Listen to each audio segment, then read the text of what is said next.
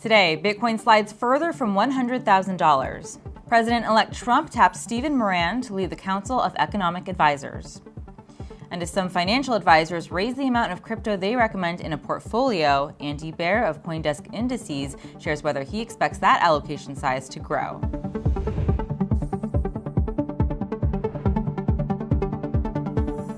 Welcome to CNBC's Crypto World. I'm Tanea McKeel.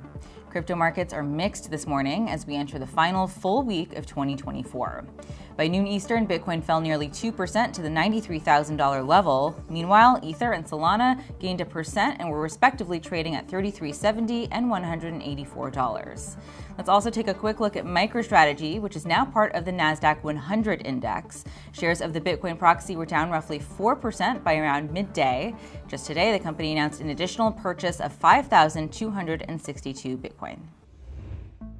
Okay, one update from Trump's transition before our interview. The president-elect nominated Stephen Moran as chair of the Council of Economic Advisors. Moran formerly advised the Treasury under Trump's previous administration. This continues the trend of pro-crypto picks from the transition team. Last month, Moran joined a podcast produced by the crypto media company Blockworks. Last year, he also reacted to former Binance CEO Changpeng Zhao's plea deal, suggesting the U.S. should streamline a lot of regulations, including crypto. Other picks celebrated by the crypto community include Paul Atkins for SEC chair, Scott Bessent to lead the Treasury, and David Sachs as AI and crypto czar. All right, let's jump to our main story. As crypto surged this year, the recommended allocation toward digital assets in a diversified portfolio has also grown, at least for some. Crypto World's Jordan Smith spoke to Andy Baehr of CoinDesk Indices about this trend and whether financial advisors will begin recommending more crypto for their clients going forward. All right, Andy. First, I want to have you give me an overview of the proper allocation size that people have been talking about, because I feel like we've observed that number grow over the past couple of years. I remember when it was like 1% to 2%. Now it feels like it's higher. Where are we? What are people saying on the advisor front? Yeah, there's you still find a couple of 1% to 2%ers out there. I think there was a BlackRock Institute report that came out, which I think the industry found very encouraging, that suggested that a 1% to 2% allocation to Bitcoin in particular, along in the context of a 60-40 portfolio, would provide an opportunity for diversification and access to Bitcoin sort of right tail distribution. So I think that's fine. And maybe it's the industry that's been trying to lean a little bit heavier.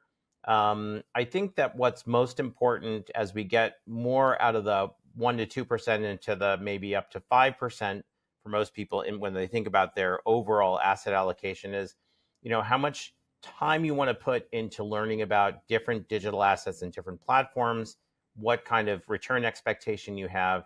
And I guess, trying to match that amount of investment and education effort with the kind of allocation and diversification that you want. So, you don't want to do a ton of work for something that's going to end up only moving the needle a tiny bit. So, it's going to vary tremendously by people, and of course, we don't give investment advice. People should speak to their advisors, but we can see a whole range, and I think 1% to 2% is a starting point.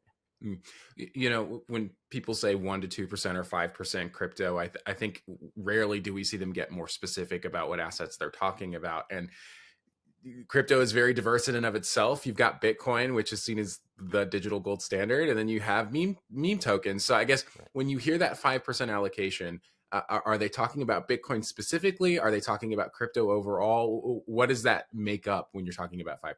This is probably the most important point, Jordan, because many people just think of Bitcoin and crypto as the same thing. And you're right. I think the reports that we've seen might suggest a 1% to 2% allocation to Bitcoin.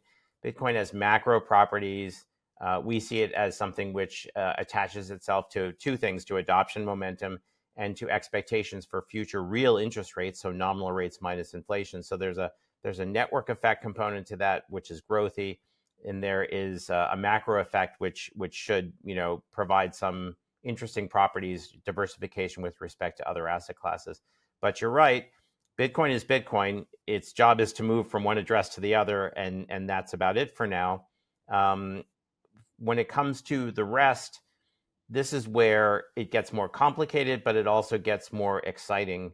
When you think about smart contract platforms, the kind of things that stable coins have to settle onto, decentralized finance, you think about the kind of service companies which provide data into DeFi. You think about the kind of companies that are launching and owning stable coins. There's a whole range of industries and sectors and themes. And then, of course, there's the fun side, right? The strictly entertainment side of things like meme coins and NFTs. So it's a bewildering amount. I think that probably I'd feel comfortable thinking that the 1% to 2% really refers to Bitcoin only. And if you really want to sort of venture out into the rest of crypto, starting with Ethereum, but certainly going broader than that, you can think about that a little bit more boldly. I should note that you made the point about BlackRock earlier. Many investment advisors still aren't recommending crypto to all of their clients. There are many that are still skittish. What do you think is behind that hesitation there? There's inertia is important. I think many people want to feel as if they're being thorough. And I think investment advisors, some of them have conservative mandates, right? And they have conservative clients. They certainly would rather they'd be more comfortable maybe missing the effect of Bitcoin's returns in a 1% allocation than they would be having to explain why it's there, or explain what it is, or convince people that they know exactly how Bitcoin works. So it's what you might expect to see in an emerging asset class, where you have early adopters and you have early mass adoption. I guess even when I got into the business a couple of years ago, I thought we were in the early mass adoption part. Certainly wasn't too late in thinking that, right? You're right that many wirehouse platforms still haven't adopted it. So the acceleration of adoption momentum in the last quarter has been extraordinary. So what's likely to happen is I think you'll see more advisors get more requests. I think they'll take the time to get more comfortable. They'll get their mental framework in place and their talking points. And I think that they'll get there. I think that if we continue to have Bitcoin performance as we've had in the last quarter, which we do expect in spurts over the next several years, they'll start to feel as if they're short Bitcoin, not long, not overly long. Well, that goes right to my 2025 question about, you talk about the momentum we're seeing in Q4. Do you expect that we might see others recommend higher than 5% in 2025? Do you see more investment advisors getting confident in crypto? What's sort of your outlook there? I think that 5% of, a lot of people don't even know what the denominator is, right? If you think about what's my investable base, do I consider, is it just liquid assets? Am I thinking about my entire net worth? Am I trying to put a value in my home and things like that? So I guess step one that one would discuss with their financial advisors, 5% of what? Does it include retirement assets? Is it discretionary money? Is it brokerage accounts? So, 5%, when people really understand that denominator, the 5% starts to get to be a pretty big number. I did this exercise for our household, and I thought we were long a lot of crypto, but maybe not as long as we thought. I think starting with the portfolio enhancing properties of 1% to 2% in Bitcoin, then thinking about how do I get exposed to the rest of the asset class. Of course, as an indexer, we're going to suggest buying an index rather than trying to pick tokens and do timing, which we think is extremely difficult. I think the past quarter proved that. But then I think if you get interested in this idea that crypto in many ways thematically similar to AI could be transformational to the way people operate every day, you can start to think about getting a little more conviction about that asset class with better regulatory support, enhanced liquidity, better trading venues, adoption, and it's still being sort of this nascent asset class. You can get comfortable with the idea that over time, this is likely to grow as an asset class.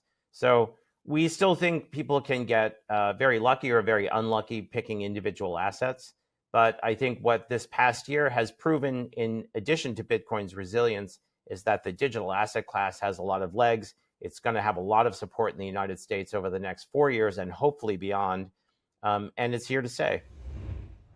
Okay, that's all for Crypto World today. We'll be back again tomorrow, and we'll see you then.